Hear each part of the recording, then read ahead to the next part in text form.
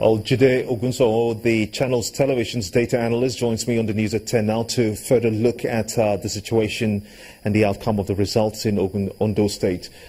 You have seen those results, 244,000 plus to 150,000 plus for the two leading candidates. Would the election results have been significantly different, do you think, if we had a situation where there was an extension or a postponement of this election?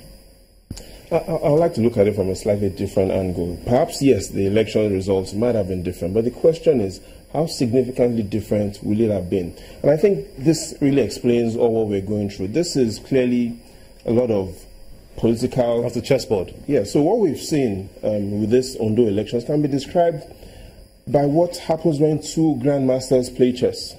We see a lot of checks, and we potentially see a lot of checkmates. So even if the elections, for instance, Gimba, had been postponed by 2 weeks, that's 14 days, the results clearly showed that Mr. Eitai Ojegede lost by approximately 95,000 votes. So in simple terms, if the elections had been postponed for another 2 weeks, you will need, on an average, every day to get an additional 6,700 votes. Now, there's no assurance if he will have been able to have gotten those votes, and we're still not too sure if he would have gotten those votes. What we know clearly is that his principal, Mr. Segun Mimiko, is clearly not a happy man, and I'll share an experience with you. About perhaps less than 10 years ago, February 24, 2009, Mr. Mimiko then had said that was his happiest day. And why was that so? Because on that day, February 24, was the day he assumed office after his legal tussles.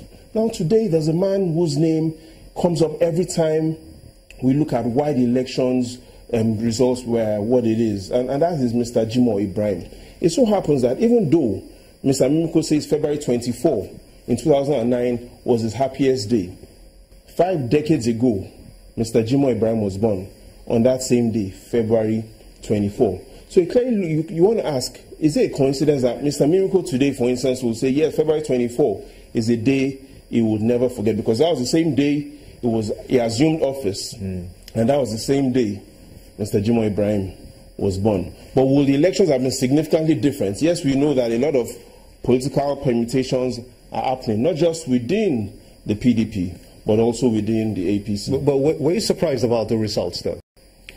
What surprised me was not necessarily the margin, was because if you look at what the APC candidates scored, 244,842 on one hand.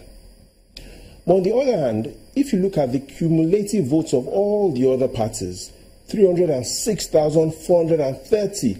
So here's what it means. It means that the majority of the people did not vote for Mr. Akeredolu. So in simple terms, it means three things, Gimba. It means, first of all, that Mr. Akeredolu only scored 44% of the total votes that were cast. The second thing it means is that he's going to be governing a divided Ondo, because clearly there's a lot of division. He's only been able to get 44% of the people to his side. Now, perhaps the most important thing is the third thing, and that is the Ondo people right now seem to be not interested in who governs them. And how do you measure who, if the people of Ondo are interested about who governs them, is to look at the voter turnout. 1.65 million people registered, but only 580,000 people cast their vote. So in simple terms, the voter turnout during these elections was only 35%. So if you mix the two, low voter turnout 35% and only 44% of the people voted for Mr. Akeredolu, that clearly shows that the days ahead are going to be filled with more political chess games. But were there any significant change in the voting pattern, do you think, compared to October 2012?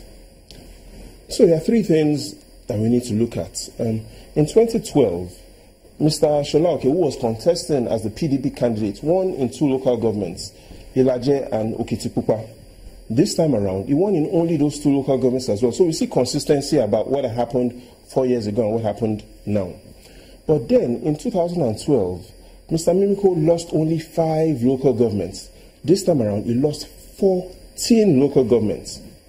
Now, let's look at the third candidate. Now, clearly, Mr. Mimiko didn't contest, but under the LP then, he lost only 5. This time around, the PDP lost 14. Well, Mr. Akeredolu, during 2012, won 3 local governments, Akoko, Southwest, He also won in Owo, and he won in Odigbo. This time around, he won in 14 local governments. So clearly what we can see is there's one candidate whose performance remained the same. That's Mr. Shola, okay, winning 2 last elections, winning the same 2. There's another candidate who won only 3 during the last elections. This time around, that candidate won 14, and that's Mr. Akeredolu. And we look at Mimiko under the LP. He only lost 5 local governments then. This time around, he lost 14 local governments.